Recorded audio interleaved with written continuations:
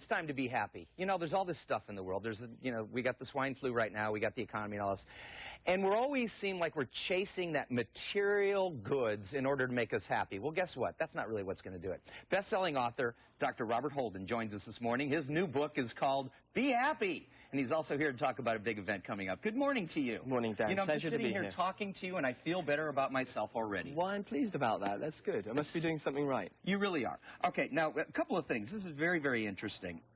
We'll get to the conference in just a minute. But first of all, you know, define happiness. I mean, what is happiness? Obviously, it's different for everybody. It is. And, you know, actually, it's very important that everybody defines it for themselves. Yeah. Because I think we spend a lot of time with it being undefined. And when it's undefined, we go shopping in all the wrong places. So we have to define it for ourselves. And, you know, I think actually where it starts is it starts with us. You know, if we're not comfortable with ourselves, I think we'll always have a difficult time in the world. So we have to start with ourselves. And I would say, simply put, probably happiness is knowing what you want. That's a very simple thing to say, but I haven't met too many people who are really clear on what they actually want. So that's a good place to start. Sometimes that is the toughest part, though, isn't it? Deciding what you want, whether it's your career, whether it's the woman for you, whether it's, you know, the car you want to go get. But exactly. To the materialistic things, yeah. A lot of people believe that, look, if I have a big house and I got a couple Mercedes in the driveway and the trophy wife, hey, that's happiness. And it must help, surely. And you know what? It does encourage you to be happy. But I would say this, after all of the research we've ever done, I would say emphatically, nothing in the world can make you happy, which sounds, you know, a little disappointing.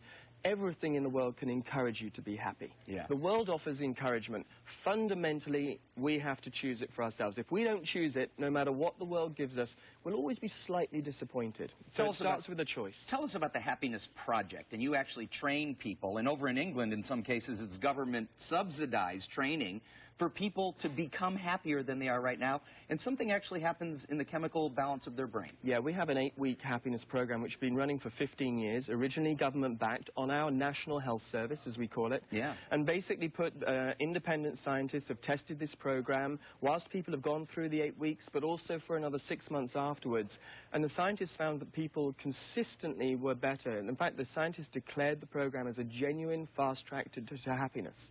And also they were able to show that brain function changed actually when you were on this program. So we have hard scientific evidence that when you make a daily choice to be grateful, to be kind, to be happy, that actually changes your chemistry as well. That's like a medication in a choice, which I think is a really amazing thing. So with that in mind, you know, the project's gone all over the world, and now I'm happy to be in America. Including the Oprah Winfrey Show, which gave you a nice little boost. That was rather good, I have to say. Indeed, indeed. And we're really grateful to Oprah for that. All right, now this does have a spiritual element to it as well. Yeah, absolutely. You know, when we've researched and asked people who consistently are happy over 20, 30 years, what really counts, what really for you is the secret to happiness, two big things. Firstly, a relationship-centered life. I put my relationships first. I give my best relationships my best energy, not the leftover energy at the end of the day, but my best energy. Secondly, I have a faith. I believe in something spiritual that supports me, particularly during difficult times, by the way. I'm not trying to get through my life all by myself. I'm actually open to help. I have a philosophy which is that if you're alive, you need help. So find some help. You know, life's tough, and it's good to get help. And spiritually, it's absolutely the key. So you have to work out your own spirituality, because it's a very personal thing, but it's a definite key to happiness. And finally, before we put up the board on this event, focusing on what you have as opposed to what you want. I mean, sometimes you just have to be happy with what you have. Let's do a reality check. Let's start absolutely down with what we have. You know, if you were to make a list of everything in your life that is already priceless, that you couldn't put a value on, you would feel wealthy and rich.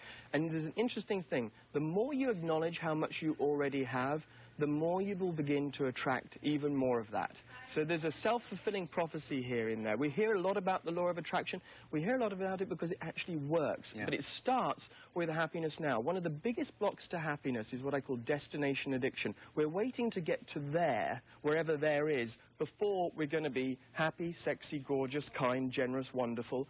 Do you know what? We'll never get there. Start now. Today's the day to be happy. Make a start now. And I would say something simple like, you know, ask yourself, how could I make today a little bit more enjoyable than I thought it was going to be?